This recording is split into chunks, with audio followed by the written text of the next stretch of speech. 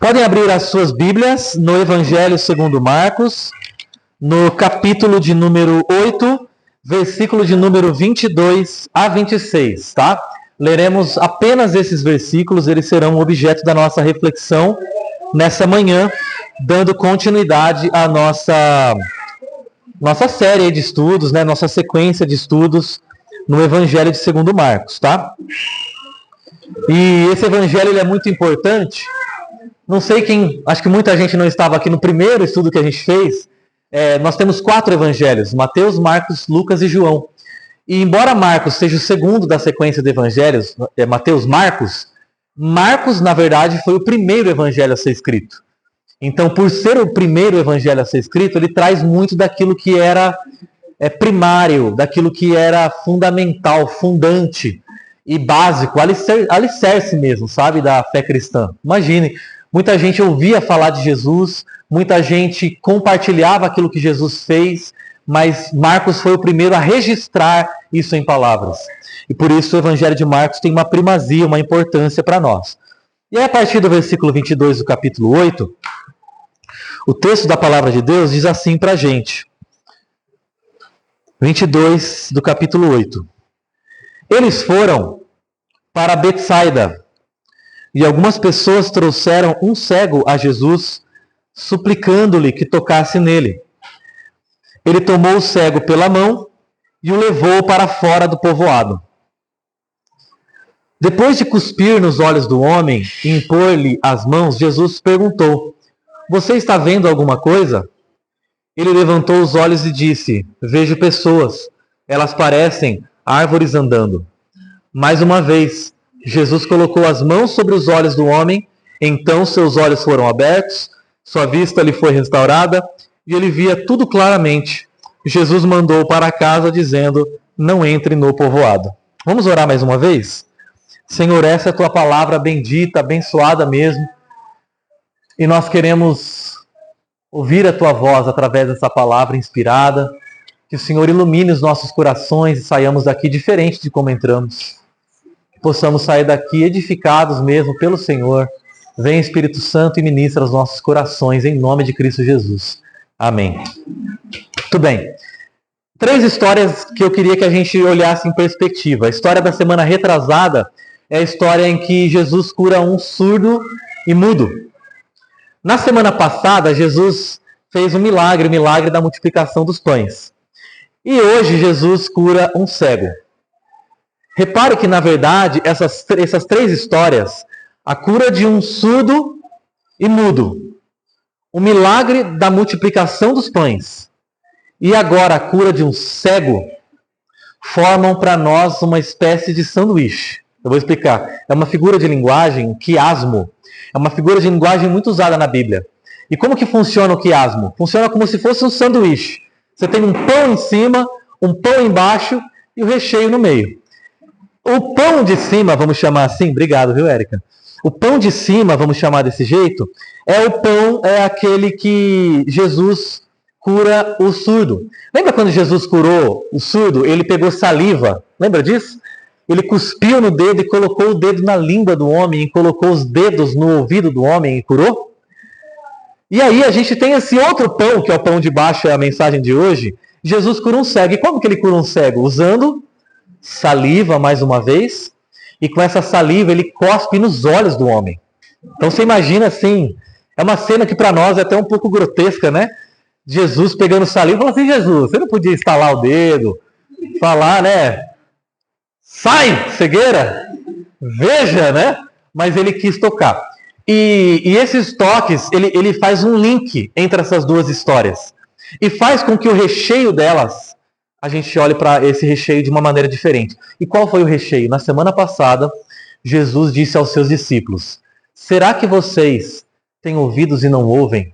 E têm olhos e não veem? Ele estava fazendo mais do que apenas curando um cego e mais do que apenas curando um surdo. Ele estava chamando a atenção dos seus discípulos para quem ele era e aquilo que ele veio fazer. Será que vocês não estão entendendo a minha pedagogia? Será que vocês, que são os meus aprendizes, não estão percebendo o que é que eu quero ensinar para vocês? Vocês têm olhos e não veem? Vocês têm ouvidos e não ouvem? Vocês perderam a sensibilidade. Vocês perderam a capacidade de perceber. E sabe qual é a palavra mais repetida no texto de hoje que a gente leu? A palavra olhos. Os olhos desse homem. A palavra olhos. A gente tem duas pessoas aqui, a Regina e o Humberto, que passaram por uma cirurgia de olhos esse ano, né? Terrível, né? Pensar na possibilidade de você não enxergar. Terrível. E Jesus diz para nós, será que você tem olho? E esse olho aí está só de enfeite? Você não vê? E essa cura traz para nós 3 apontamentos que vão ser os 3 apontamentos que a gente vai fazer e depois a gente vai embora. Primeiro apontamento é um cumprimento. Essa cura é um cumprimento. Que cumprimento? O cumprimento de uma profecia. Quando o Messias vier, todo mundo sabia disso, isso era um código. Quando o Messias vier, uma das coisas que ele vai fazer para indicar que ele é o Messias é que ele vai curar cego. Isso era um código.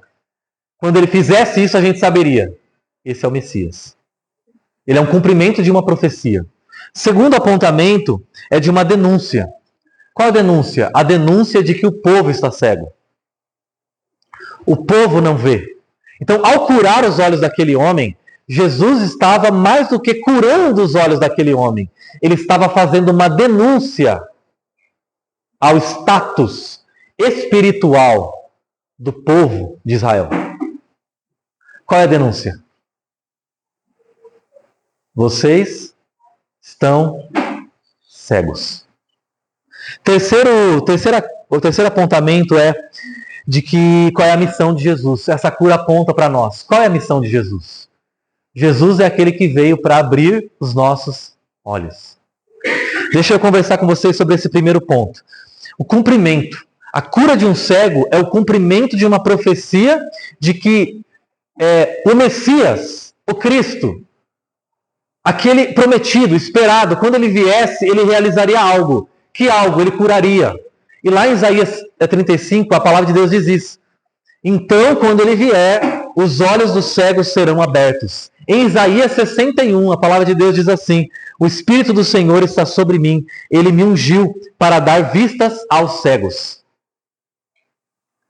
E Jesus cita essa profecia no outro evangelho quando Jesus aparece. Então surgiu Jesus e se cumpriu a profecia. O Espírito do Senhor está sobre mim e agora eu vou dar vistas aos cegos. Então esse era um sinal. Jesus é o prometido da Bíblia. E gente, talvez se você ler o Antigo Testamento, você vai ver que o Antigo Testamento todo carrega uma tensão. Essa tensão que a Bíblia traz virá o Messias, virá aquela semente prometida, a serpente. Quem é esse descendente prometido? Que viria e pisaria a cabeça da serpente e esta lhe morderia o calcanhar. Você percebe essa imagem? Vai vir aquele que vai esmagar a cabeça da serpente. Mas no momento em que ele esmagar a cabeça da serpente, esta vai fazer o quê? Morder o seu calcanhar. É exatamente o que acontece com Jesus, porque ao morrer na cruz, ao ser mordido, ele estava, na verdade, vencendo a serpente. Aquela derrota era só aparente, na verdade, ele estava vencendo. Né? Então é o prometido. E a promessa feita a Moisés, o escritor mais importante do Antigo Testamento, escreveu Gênesis, Êxodo, Levítico, Números, Deuteronômio, os primeiros 5 livros da Bíblia, a lei. Moisés disse, vai vir alguém maior do que eu. É Jesus. O prometido ao povo de Israel. Vai vir aquele que vai carregar o Espírito Santo, que vai curar pessoas, que vai realizar sinais, milagres, maravilhas, e suas palavras vão arrastar multidões. Esse homem que é o servo sofredor, um homem de dores, e que sobre ele vai estar as nossas feridas, nossas enfermidades. O prometido do Antigo Testamento a Davi, o rei, e que Deus disse, Davi, a sua dinastia vai ser uma dinastia eterna. Eu vou colocar um descendente seu no trono, e esse trono vai durar para sempre. Esse é o rei prometido. Ele veio. Todas as profecias, você imagina assim, o Antigo Testamento ele tinha várias pontas soltas. E todas essas pontas soltas, Jesus amarra na sua cintura. E ele carrega aquela história sem fechamento e cumpre tudo aquilo que era aguardado, que era esperado. Mas acontece algo bem especial aqui, eu queria chamar a atenção no versículo 23 do Evangelho de Marcos, aqui no capítulo 8.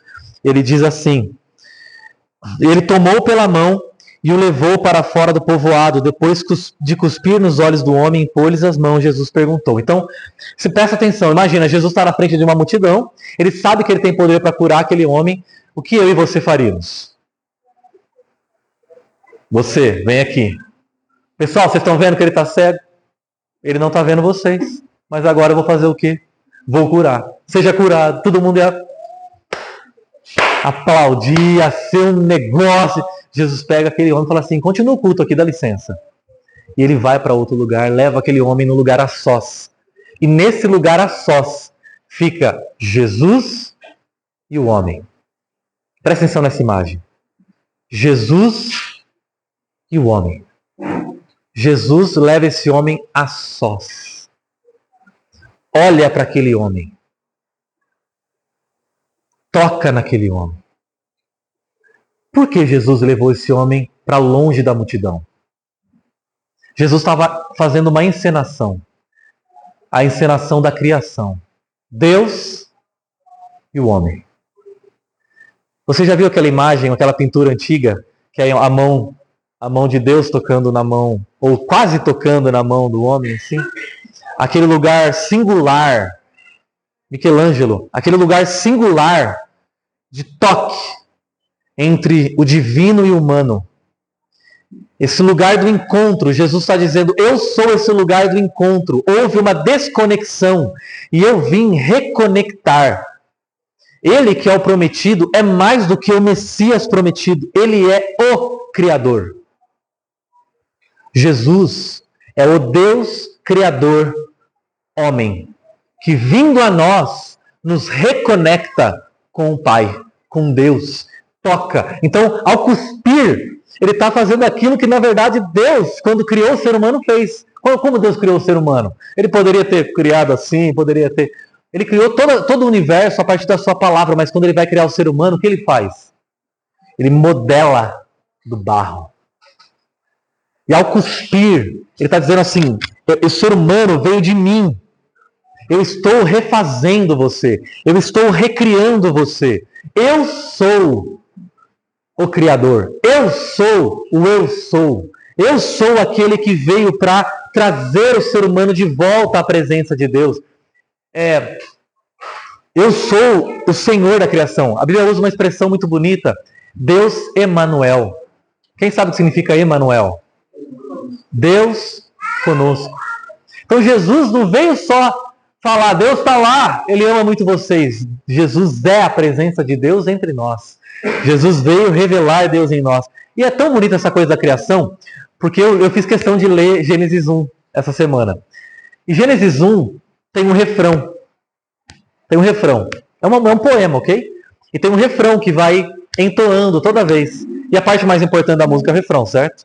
Certo? A gente vai esperando o refrão chegar. E sabe qual é o refrão de Gênesis 1? E Deus viu. E Deus cria o céu e viu que era bom. E Deus cria o mar e viu que era bom. E Deus cria o ser humano e viu que era bom. E quando Deus cria todas as coisas, 7 vezes esse refrão toca. E Deus viu que era bom. Mas no último refrão ele é mais glorioso.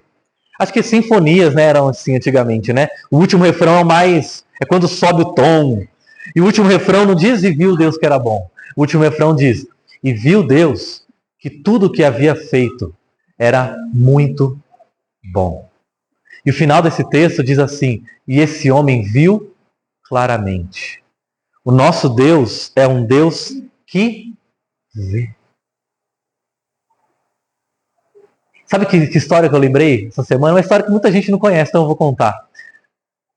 Deus havia prometido a Abraão que ele seria pai. E ele era casado. Ele era casado com quem? Sara. Falou, vou ser pai, minha esposa é estéril, eu sou idoso. Deus prometeu que eu vou ser pai. E a promessa não se cumpria. Passa uns anos, promessa não cumpre.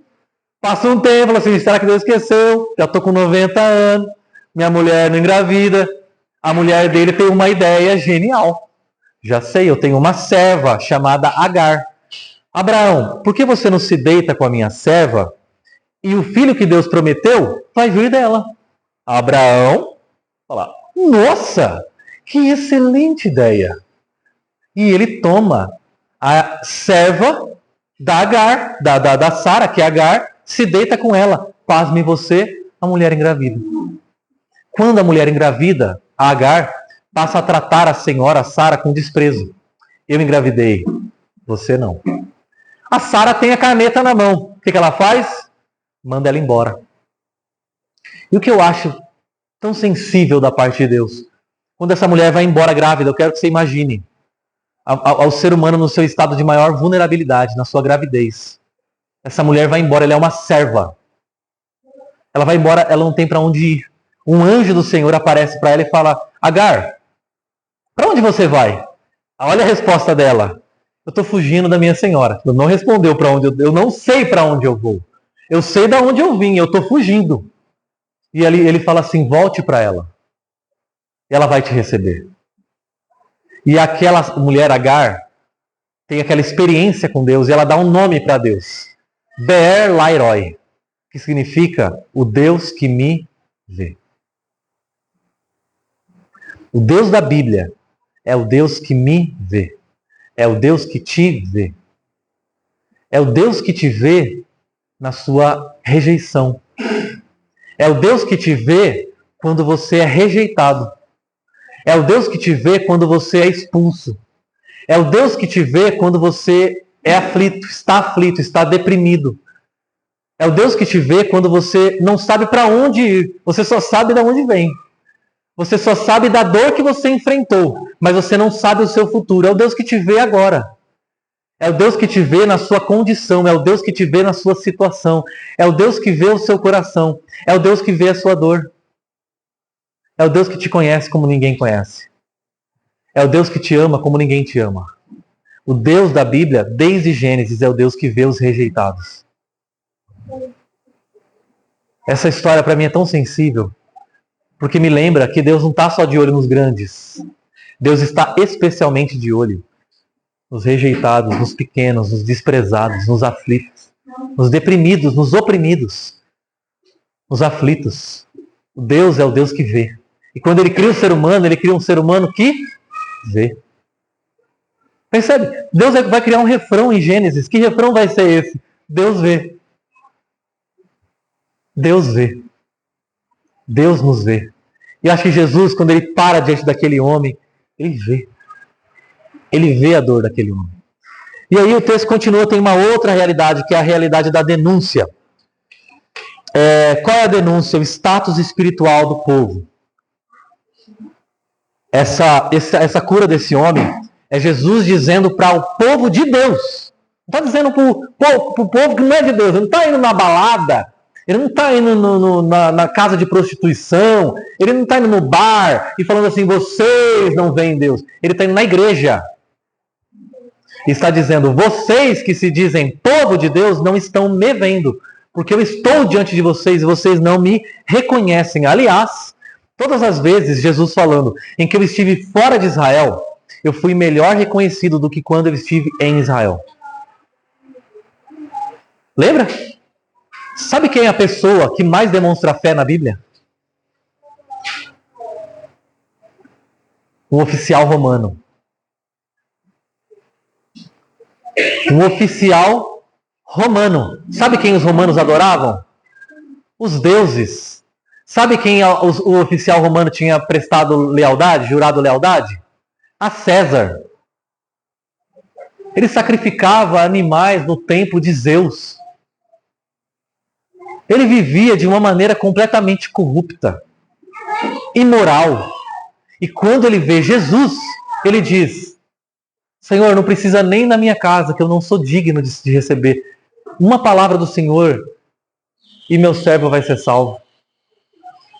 Nem de Israel ele era. Aquela mulher lá dos cachorrinhos, lembra da história dos cachorrinhos? Aquela mulher cirofenícia, cananeia, falava grego, nem era parte do povo de Israel, reconhece Jesus e o povo não percebe. Será que a gente percebe Jesus hoje? Se Jesus aparecer na nossa frente, a gente consegue percebê-lo? A gente consegue ter sensibilidade de perceber Jesus diante de nós? E quem é Jesus para nós? Será que Jesus para você é o garantidor dos seus direitos?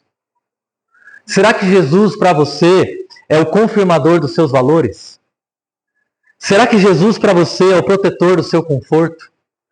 Será que Jesus para você é o segurador contra os seus problemas? Ou será que Jesus é o seu Senhor?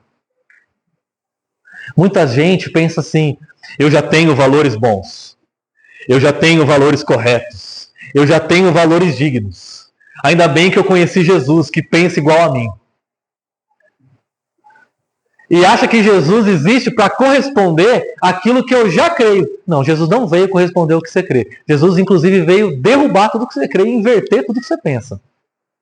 Ele veio colocar de ponta cabeça para ser o seu Senhor.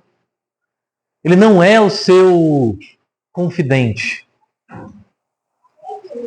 Jesus não é o protetor contra os seus problemas. Aliás, deixa eu dizer o contrário. Jesus veio levar você a enfrentar os seus problemas. O nosso Deus é um Deus que nos leva a enfrentar os nossos problemas, a enfrentar os nossos medos. Jesus é o nosso Senhor. Ele não é o nosso confidente que simplesmente recebe as nossas ideias e valores e diz: é isso. O importante é ser feliz. Ele é o nosso Senhor. Ele veio nos oferecer uma alegria que transcende as felicidades momentâneas e circunstanciais desse mundo. Ele é o nosso Deus. Então, eu acho incrível esse texto, porque ele fala algo que, com certeza, quando eu li aqui, todo mundo falou: que estranho. Quando Jesus tocou nesse homem com a saliva, ele pergunta: você está vendo alguma coisa? Aliás, Jesus nunca tinha feito essa pergunta para alguém, né? Você está vendo alguma coisa? É uma pergunta que ele está fazendo para a gente. E a resposta do homem é: vejo pessoas. Parecem árvores andando. Você já estranhou essa frase do homem? Vejo pessoas, parecem árvores andando.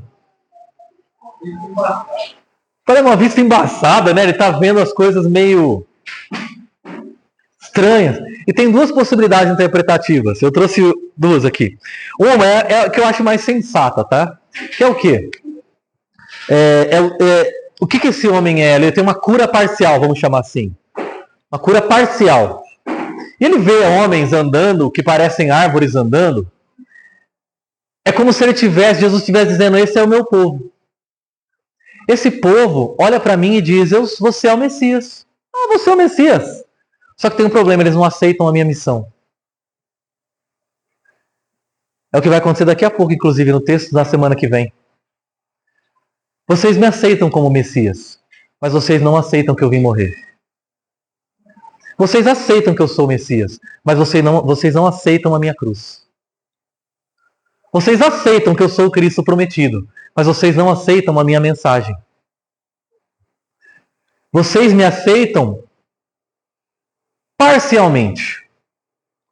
Vocês pegam aquilo que lhes convém, aquilo que lhes interessa, aquilo que lhes beneficia. Mas quando eu começar a falar de cruz, sabe o que vocês vão fazer? Correr. É o que vai acontecer daqui a pouco. Semana que vem, inclusive. Quando eu falar sobre morte, vocês vão fazer assim, ó. Bate na madeira, Jesus. Fala de morte aqui com a gente. Você gosta de cruz, de morte? Vai fora. O Senhor é o Messias. O Senhor é o Rei. O Senhor é o filho de Davi. Que morrer mata os romanos. Jesus vai começar a falar de coisas que as pessoas não vão querer ver. Aliás, a cruz é algo que as pessoas vão querer fugir. Essa é a interpretação mais sensata. Tem uma outra que eu acho mais poética. Essa eu gosto muito. Que é a seguinte. Na Bíblia toda, as pessoas são comparadas a árvores. Sabia quando Deus cria o ser humano? Ele cria o ser humano do mesmo jeito que ele criou as árvores. Ele disse às árvores: vão, deem frutos segundo a sua espécie. E quando ele cria o ser humano, ele diz: vão, multipliquem-se, deem frutos segundo a sua espécie. Façam, multipliquem, povoem, encham. E aí a Bíblia lá em Gênesis diz: cada um, a gente tem que dar fruto. A gente tem que dar fruto. Lembra de Salmo 1, que diz assim: bem-aventurado o homem que não ouve conselhos dos ímpios, não se detém no caminho dos pecadores, nem se assenta na roda dos escarnecedores. Ao contrário, como ele é? Uma árvore. Como que é essa árvore?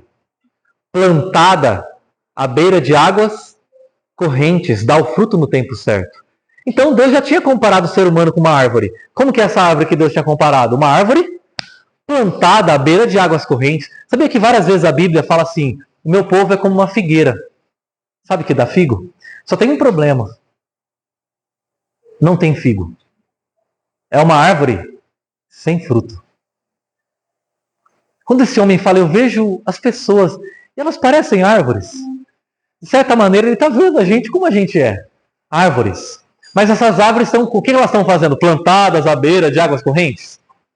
Como que elas estão, as árvores que o homem vê? Andando. De certa maneira, é como a gente é.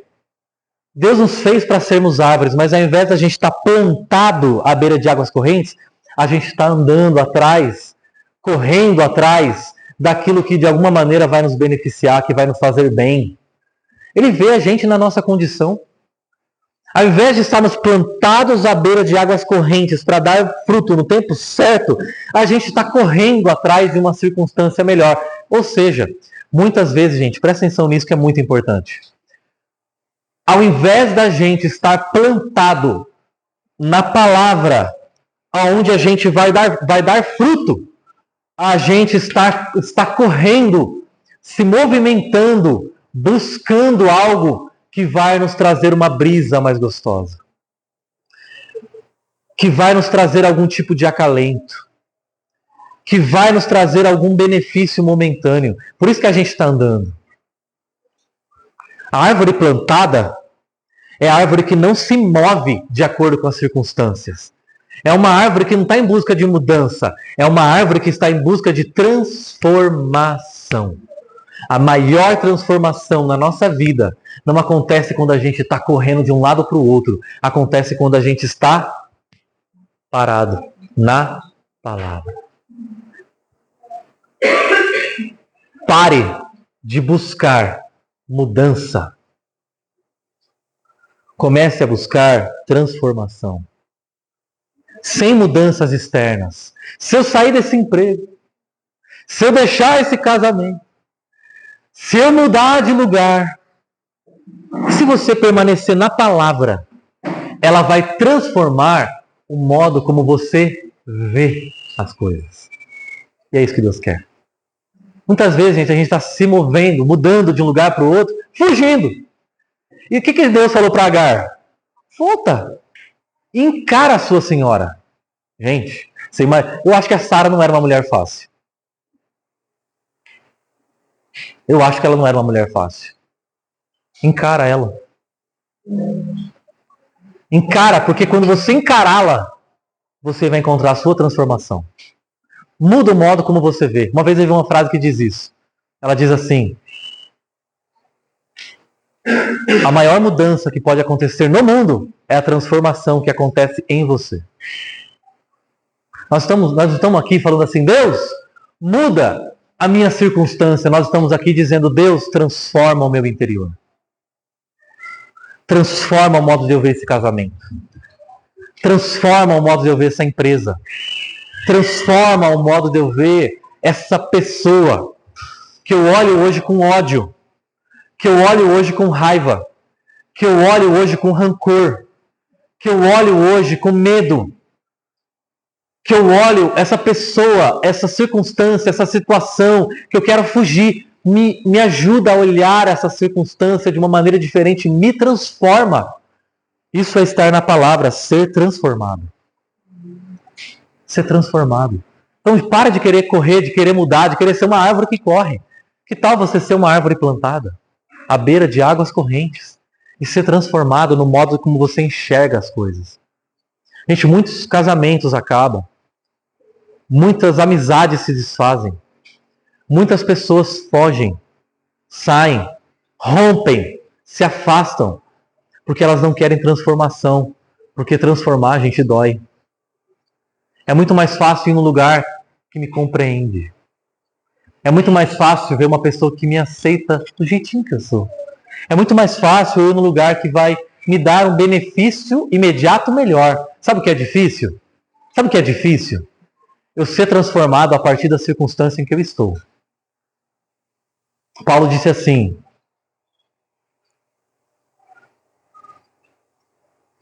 eu aprendi o segredo de viver contente em toda e qualquer circunstância.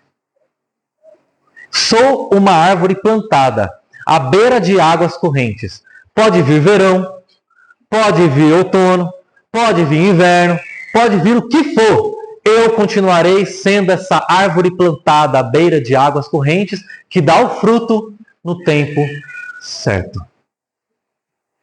No inverno, não vou dar muito fruto. Eu vou cuidar da minha estabilidade. Mas aguenta aí que eu estou à beira de águas correntes. Daqui a pouquinho, eu vou dar fruto. Lembra que Deus fala, o fruto do Espírito é amor, alegria, paz, paciência, amabilidade, bondade, fidelidade, mansidão e domínio próprio. Frutifique onde você está hoje. Amém? Por fim, o terceiro ponto, a missão de Jesus, o que ele veio fazer? Ele veio nos enxergar, nos fazer ver. Ele veio nos ensinar a ver. O que nós estamos fazendo aqui domingo após domingo, domingo após domingo? Aprendendo a ver. Mas para você, tem um pressuposto para que você possa deixar Jesus curar você. Você precisa dizer para Jesus: Senhor, eu não vejo. Enquanto você disser: Jesus, obrigado, viu? Mas eu já estou vendo. Não vai adiantar. Mas se você disser: Senhor, eu quero aprender a ver a vida como o Senhor vê. Eu quero aprender a ver o meu casamento, a criação dos meus filhos, a minha relação com meus pais, a minha relação com situações difíceis. Eu quero aprender a ver como o Senhor vê. Me ajuda a ver. Me faz ver. Eu acho tão lindo que Jesus tem vários verbos aqui. Ele tomou pela mão, ele levou, ele cuspiu, ele impôs as mãos e ele perguntou. Você percebeu como vários sentidos estão aqui presentes? Ele está trabalhando a sensibilidade daquele homem. Ele toma pela mão, ele leva, ele carrega, ele toca. E o toque de Jesus, ele tem virtude. Quando Jesus te toca, ele transmite as virtudes dele para você, para que elas passem a ser suas.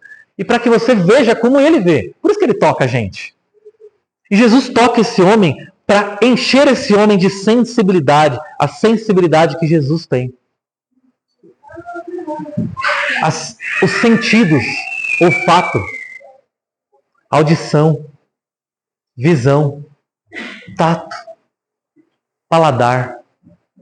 A gente perdeu essas coisas. A gente perdeu a nossa humanidade. É por isso que ele faz uma pergunta, Jesus pergunta assim: você está vendo alguma coisa? E o que o homem responde? Vejo pessoas. Percebeu? Você está vendo alguma coisa? Vejo pessoas. Olha o que acontece quando Jesus toca a gente. Onde a gente via coisa, a gente passa a ver pessoa. Antes eu via coisa. Antes eu via instrumento. Antes eu via objeto. Antes eu via meio de satisfação pessoal. Antes eu via um animal, uma coisa, um objeto. Agora eu vejo pessoas. Agora eu vejo pessoas que carregam a imagem de Deus, que carregam a semelhança de Deus. Nós precisamos aprender a ver pessoas onde há pessoas e a ver coisas onde há coisas. Qual que é o maior problema do nosso mundo, gente?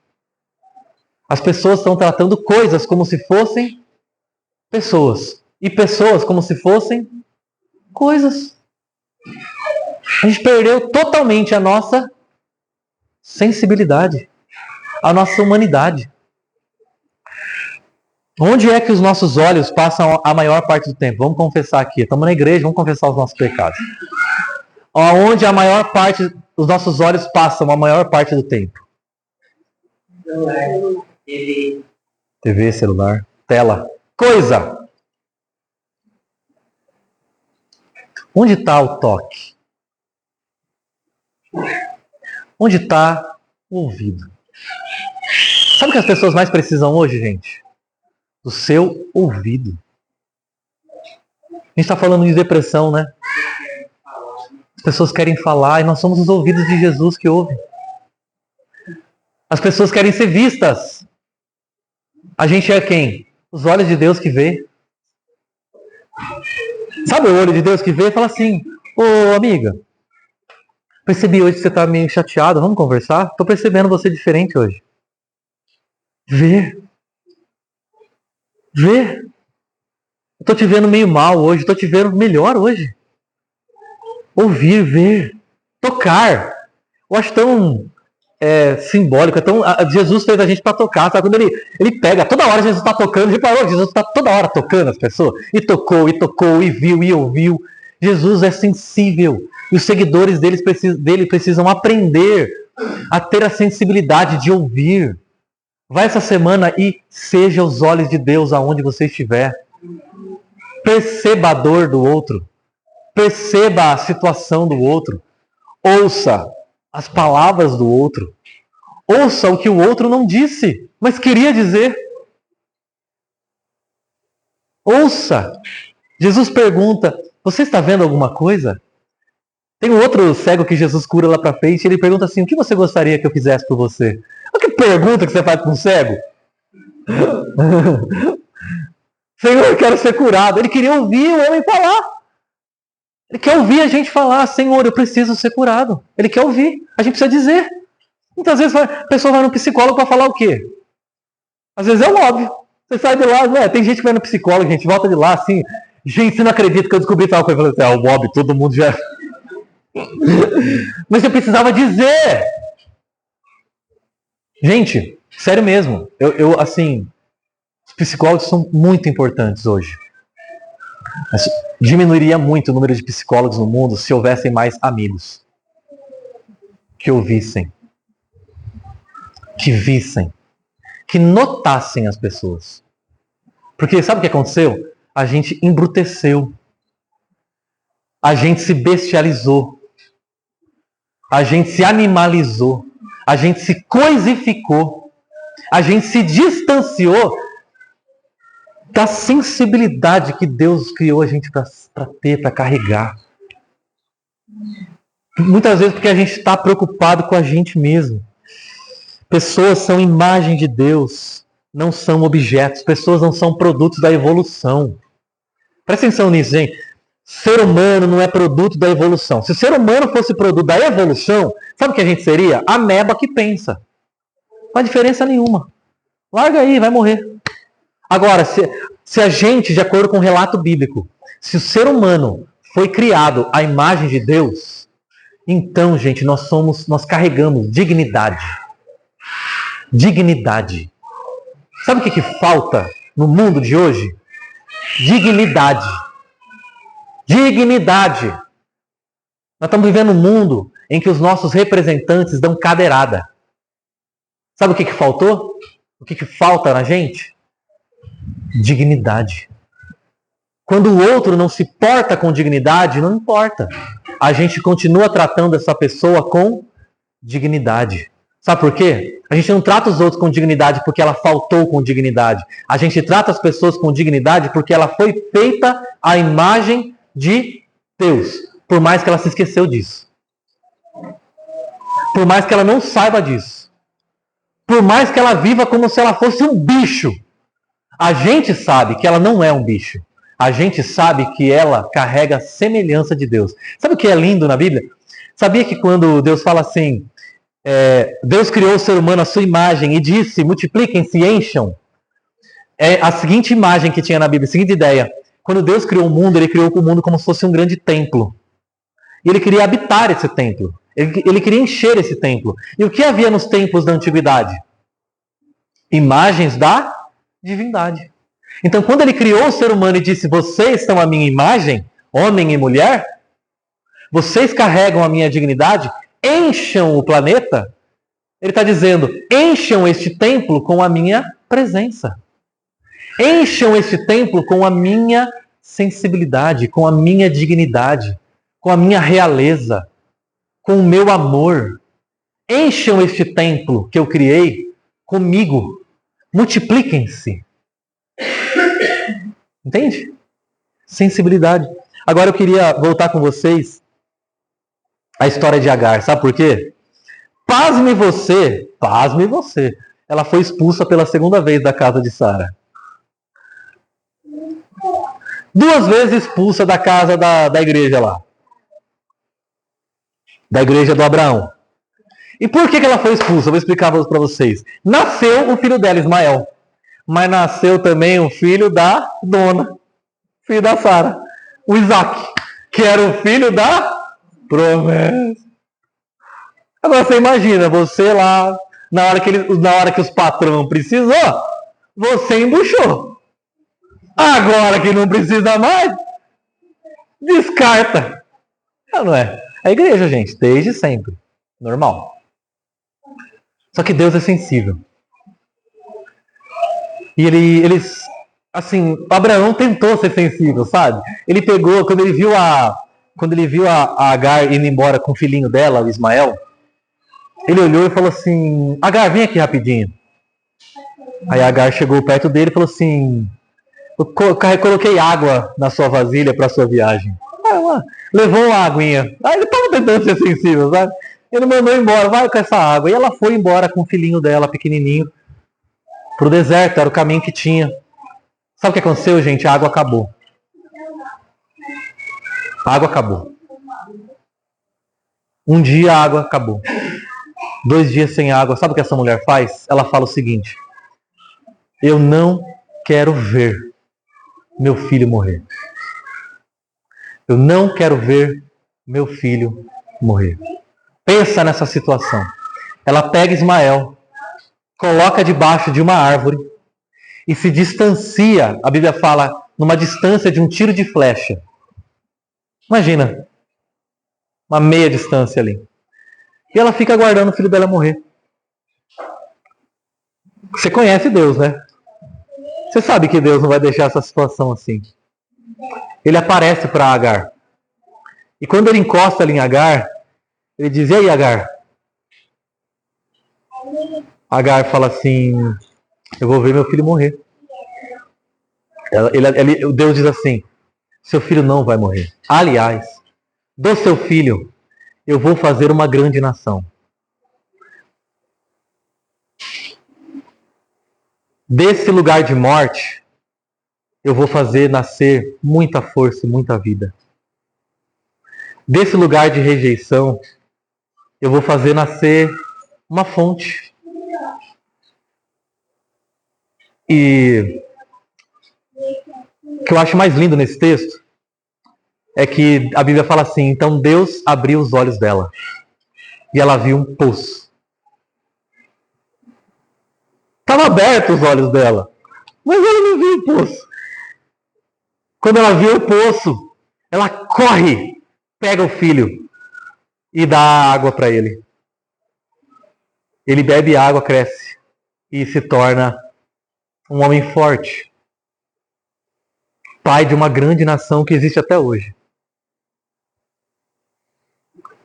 Gente, nosso Deus é um Deus que faz ver. A primeira experiência de Agar com Deus é o Deus que me vê. A segunda experiência de Agar com Deus é do Deus que me faz ver. Talvez hoje você tenha a experiência, ou precise dessa primeira experiência. Deus, me veja na minha aflição. Me veja na minha rejeição.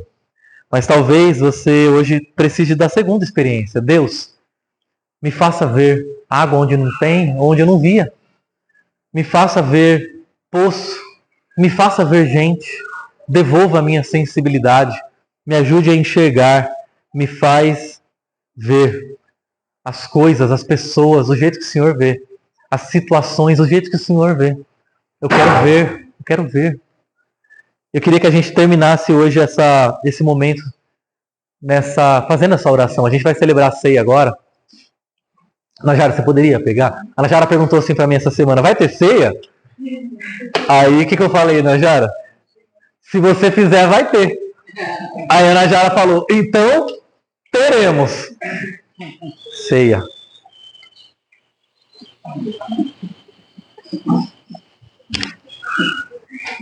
E a ceia é o momento mais propício para aprender a ver. Sabia? Jesus marcou 2 mesas com seus discípulos, uma antes de morrer e outra depois. Uma antes e uma depois. Morreu uma vez só. Pode passar. Ele morreu uma vez só, mas ele marcou 2 mesas.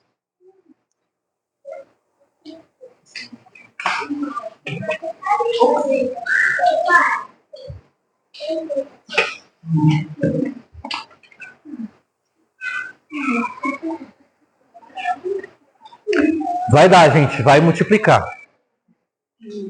Tem mais lá?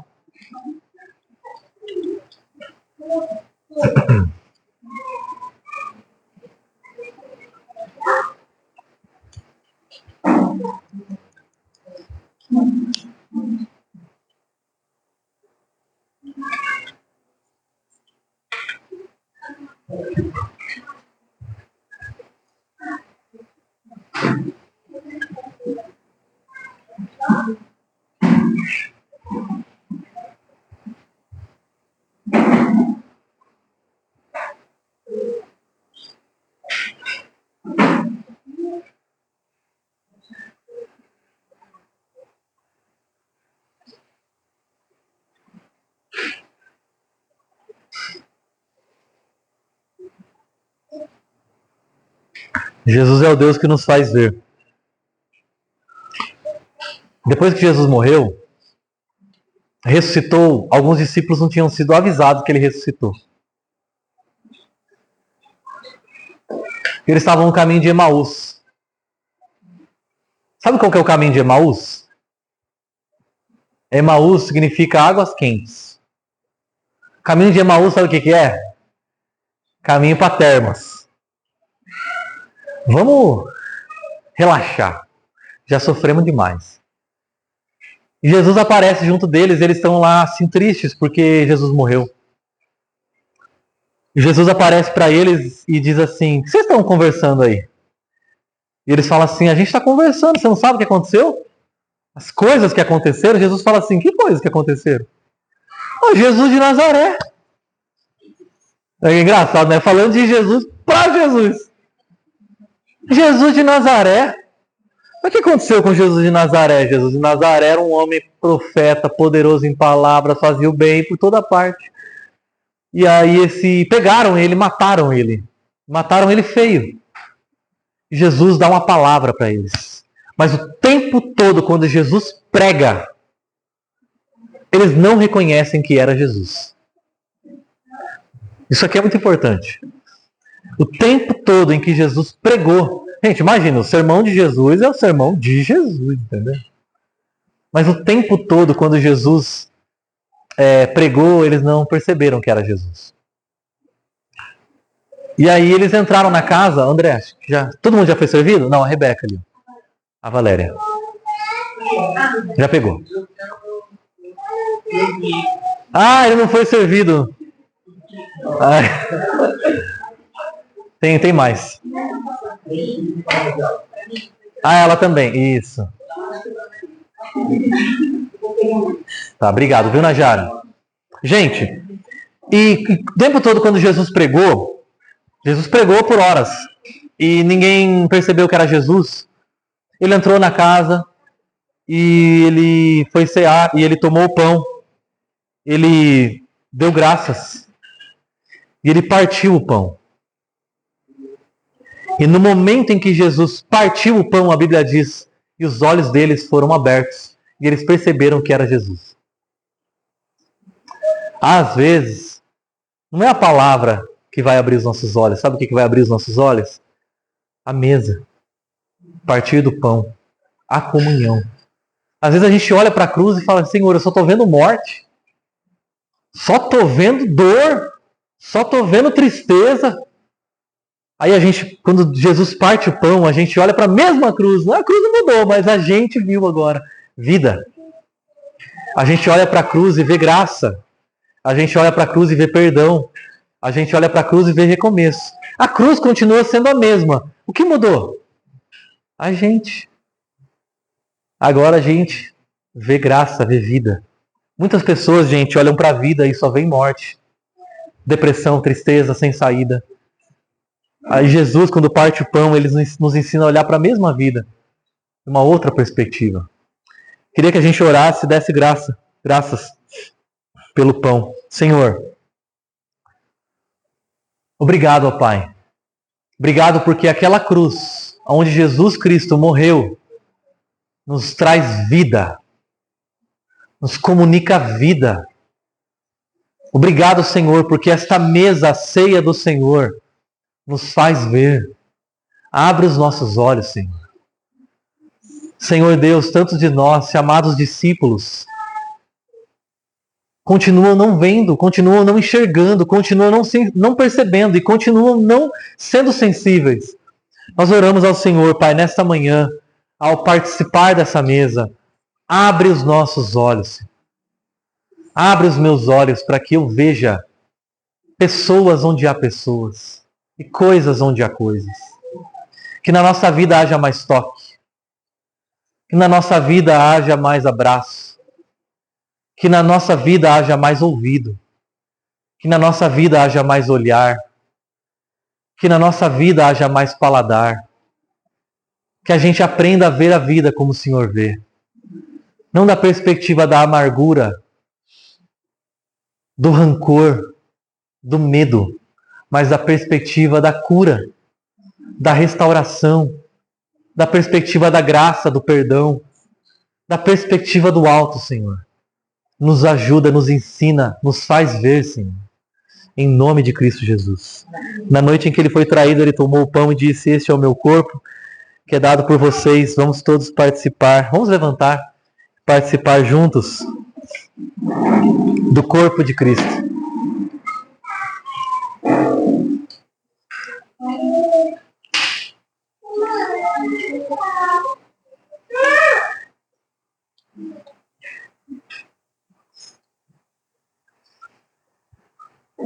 E agora vamos participar juntos do sangue de Cristo derramado para o perdão dos nossos pecados.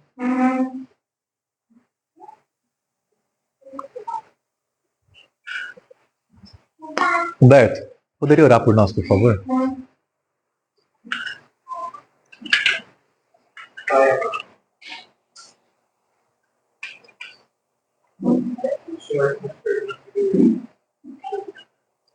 Aliviar de homem sem raiz, permita ver homem plantar com raiz. Amém. Que a tua bênção seja nos nossos corações, que a tua orientação do Espírito esteja nos revelando onde o lugar. Amém, Senhor. Obrigado por todo o dia pesado por nós e nos resgatou. Obrigado pelo sangue de Cristo que nos purifica. Obrigado porque podemos celebrar isso. Nós louvamos, nós agradecemos. Senhor, a cada instante. Que o Senhor abra o nosso coração. Amém, Senhor. E nos aplica para as circunstâncias que são à nossa volta, sabendo que o Senhor é a cruz. O Senhor é a raiz das nossas lutas, das nossas tristezas, das nossas necessidades. Porque na orientação do Teu Espírito é que está, Senhor Deus, a vontade do Senhor, o caminho que devemos seguir. Louvamos, nós te agradecemos. Amém. Amém. Amém. Que o amor do Pai, a graça do Filho, a comunhão, a presença do Espírito Santo esteja sobre a sua vida, desde agora e para sempre. Amém. Deus abençoe.